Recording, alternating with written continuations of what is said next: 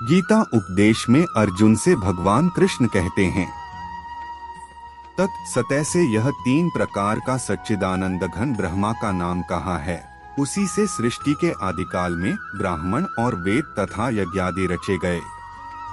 इसलिए वेद मंत्रों का उच्चारण करने वाले श्रेष्ठ पुरुषों की शास्त्र विधि से नियत यज्ञ, दान और तपरूप क्रियाएं सदा इस परमात्मा के नाम को उच्चारण करके ही आरंभ होती हैं।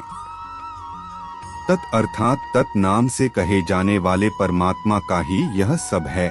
इस भाव से फल को न चाहकर नाना प्रकार की यज्ञ, तपरूप क्रियाएं तथा दान रूप क्रियाएं कल्याण की इच्छा वाले पुरुषों द्वारा की जाती हैं। सत इस प्रकार यह परमात्मा का नाम सत्य भाव में और श्रेष्ठ भाव में प्रयोग किया जाता है तथा हे पार्थ, उत्तम कर्म में भी सत शब्द का प्रयोग किया जाता है तथा यज्ञ, तप और दान में जो स्थिति है वह भी सत इस प्रकार कही जाती है और उस परमात्मा के लिए किया हुआ कर्म निश्चय पूर्वक सत ऐसे कहा जाता है।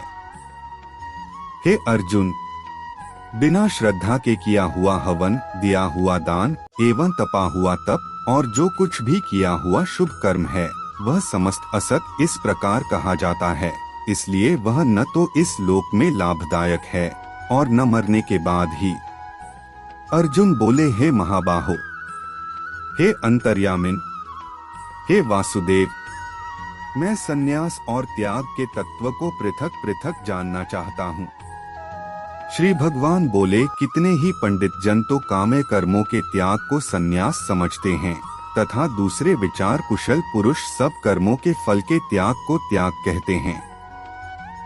कई एक विद्वान ऐसा कहते हैं कि कर्म मात्र दोषयुक्त हैं, इसलिए त्यागने के योग्य हैं, और दूसरे विद्वान यह कहते हैं कि यज्ञ, दान और तपरूप कर्म त्यागने योग्य नहीं हैं। हे पुरुष श्रेष्ठ अर्जुन, संन्यास और त्याग इन दोनों में से पहले त्याग के विषय में तू मेरा निश्चय सुन, क्योंकि त्याग सात्विक, राजस और तामस भेद से 3 प्रकार का कहा गया है। यज्ञ, दान और तपरूप कर्म त्याग करने के योग्य नहीं है, बल्कि वह तो अवश्य कर्तव्य है, क्योंकि यज्ञ, दान और तपे तीनों ही कर्म बुद्धिमान पुरुषों को पवित्र करने वाले हैं। इसलिए हे पार्थ, इन यज्ञ, दान और तपरूप कर्मों को तथा और भी संपूर्ण कर्तव्यों को आस्ति और फलों का त्याग करके अवश्य करना चाहिए। यह मेरा निश्चय किया हुआ उत्तम मत है। यानी निषिद्ध और काम्य कर्मों का तो स्वरूप से त्याग करना उचित ही है, परंतु नियत कर्म का स्वरूप से त्याग उचित नहीं है। इसलिए मोह के कारण उसका त्याग कर देना तामस त्याग कहा गया है।